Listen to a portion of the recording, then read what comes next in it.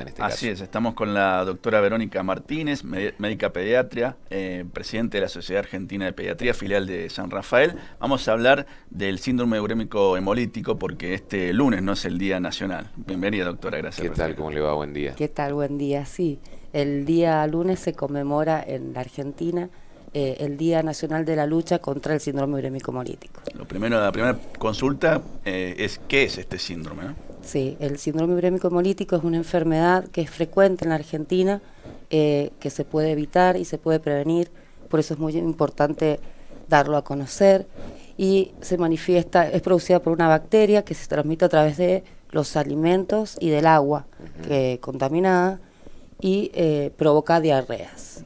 Generalmente comienza con un cuadro de diarreas con sangre, con fiebre, con alteración del estado general y afecta sobre todo a los niños menores de 5 años, a los adultos y a las personas con enfermedades de deficiencias inmunológicas. Los niños pueden presentar todo este cuadro de diarrea, que son frecuentes también, sí, pero con la característica que tiene sangre, presencia de sangre en la materia fecal y fiebre, y una gran alteración del estado general. Eso de la sangre en la materia fecal es lo que a ustedes les hace sospechar que se trata de Sí, esto, ¿no? Porque los otros síntomas son... hay bacterias y hay otros virus que pueden provocar esto, pero sí es un signo de alarma y siempre hay que consultar. La idea no es asustar, sino prevenir y tener en cuenta que cuando un niño tenga todos estos síntomas hay que consultar. Lo importante no es que los tengas, prevenirlos. Claro. Esta enfermedad afecta fundamentalmente al riñón. Muchos chicos tienen afectación renal, es la causa más común de insuficiencia renal aguda en pediatría en la Argentina. Y un 20% de estos niños termina con insuficiencia renal crónica, Claro. trasplante renal. Además afecta la sangre produciendo hemólisis, rompe las células de la sangre, provoca trastornos de la coagulación, afecta a todo el aparato gastrointestinal y también afecta al sistema nervioso. ¿Cuáles son los puntos importantes a tener en cuenta para evitar esto? Porque entiendo también de que se producen una cantidad de casos importantes a menudo, ¿no? Sí. Y algunos mortales, En la lamentablemente. Argentina hay aproximadamente 400 casos por año de una enfermedad que se puede evitar al 100%. No Claro. estamos hablando de enfermedades inevitables. Y lo más importante es recalcar que esta enfermedad se transmite a través de los alimentos, de la mala manipulación de los mismos, tiene que ver con romper las cadenas de fríos de los lácteos y de las carnes. Es muy importante tener ese tipo de cuidados. La carne tiene que estar siempre bien cocida, sobre todo cuando uno se la da a los niños o a los ancianos, que son las personas más susceptibles, las mujeres embarazadas también. Siempre la carne tiene que estar bien cocida, sobre todo la carne picada. Esta enfermedad se la asoció mucho con las hamburguesas en un tiempo, y en realidad esta bacteria puede estar en muchos alimentos, no solamente en la hamburguesa, pero la carne picada tiene la característica de que cuesta mucho que tenga un buen punto de cocción en el medio, y que al estar procesada y picada y manipulada por manos, acuérdense que esta bacteria está en la materia fecal de los animales, de las personas, y si no hay una buena higiene de manos al manipular los alimentos, podemos contaminarlos con ella. Y bueno, la carne tiene que tener una buena cocción. Los chicos tienen que comer. Muchas veces hemos tenido casos por niños que han comido salchichas directamente del envase sin cocinarlas, empanadas. Todo lo que se procese con esta tiene que ser muy bien cocida y segura. No es que no haya que consumir carne molida, sino hay que tener estas precauciones. Otra forma muy común es mezclar los elementos con los que se procesa la carne cruda con los vegetales. Los vegetales de hoja, sobre todo los que se comen crudos, pueden estar regados con aguas contaminadas. Claro. Entonces es importante una buena lavada de los vegetales y al mismo tiempo no compartir los mismos elementos para procesar las carnes crudas que para manipular estos vegetales. Son medidas muy simples, pero que bueno, evidentemente a veces no alcanzan porque siguen habiendo muchos casos de síndrome urémico hemolítico y la idea es prevenirlos. Otra causa muy frecuente son los lácteos. Los lácteos siempre uno tiene que fijarse cómo está el envase, la fecha de vencimiento, y no comprarlos al principio de la compra del supermercado, del mercadito, porque están a lo mejor un rato largo en el canasto y eso hace que pierdan la cadena de frío. Entonces, sí, bueno, comprarlos al final, fijarse bien en el lugar donde uno los compra, que tengan la precaución de tenerlos siempre en la heladera. Muchas veces uno puede ir a un mercadito y ve que está el canasto con la leche y con los lácteos afuera de la heladera. Bueno, por ahí esa persona no sepa que puede suceder esto y bueno, hay que decirle que eso rápidamente tiene que conservar la cadena de frío. Y lo otro, bueno, el agua. Nosotros en San Rafael tenemos muchos lugares que no tienen agua potable, que tienen riego, canales de riego, pozos, y bueno, el agua tiene que ser segura, o hay que hervirla, o hay que potabilizarla con cloro, con lavandina, pero tiene que estar segura. ¿Qué tan peligroso es este síndrome? ¿Qué índice tiene, si tiene mortalidad en los niños? Sí, un 20% de los niños terminan con una insuficiencia renal crónica. Eso implica que tienen que dializarse hasta que se puedan entrar en una lista de espera de trasplante renal y que puedan recibir un trasplante.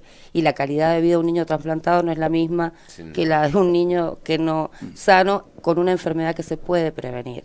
Teniendo este tipo de consideraciones, los chicos no comen por ahí con las manos sucias, no tienen que lavarse bien las manos, sobre todo cuando llegan de la escuela, cuando han estado jugando en una plaza, los juguitos congelados, que muchas veces los comen, vienen en una bolsa, por ahí pierden la cadena de frío. También hay que tener ese tipo de cuidados especiales con la manipulación de los alimentos, no solo para prevenir esta enfermedad, sino para prevenir un montón de enfermedades que se transmiten a través de las manos y de la mala conservación de los alimentos. Seguro. Doctora, acá en San Rafael, más o menos, ¿qué registro se tiene en cuanto a cantidad de casos por año, por ejemplo? Estamos, una de las tareas que se va a hacer a partir de este 19 de agosto es esto parte de enfermeros de terapia intensiva pediátrica, que son los que tienen que dializar a los niños que tienen síndrome urémico hemolítico, y los que ven todo lo que eso implica, y a partir de esa preocupación ellos van a comenzar un trabajo de investigación de estos 10 años de la terapia intensiva pediátrica y del servicio de pediatría para poder tener números fiables de la cantidad de casos por año, si han aumentado o no, y de algunas variables importantes. Hay que tener en cuenta que esta no es una enfermedad, esta enfermedad afecta a cualquier clase social. No es una enfermedad relacionada a ningún índice de pobreza ni nada de eso. Hay chicos, cualquiera, que tiene que ver con los hábitos y con la higiene. Que sabemos que bueno, que por el Día Nacional de la Lucha contra este síndrome vienen haciendo actividades y va a haber actividades el martes. Cuéntenos cómo es el cronograma que van a estar haciendo. Sí, la idea es que estas actividades que comienzan se sigan en el tiempo.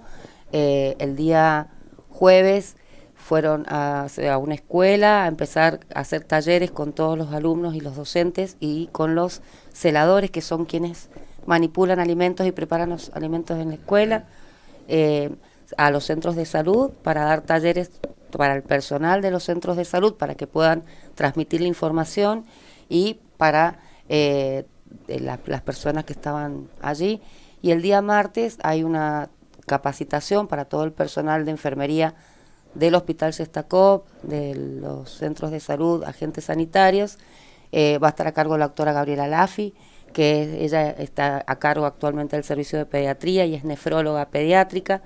Esta enfermedad la siguen los nefrólogos porque afecta al riñón, así que vamos a tener el placer de que ella dé una clase, y bueno, y con Margarita Toledo y Daniel Vizcarra, que son enfermeros, licenciados en enfermería de la terapia intensiva, que también van a hacer su aporte.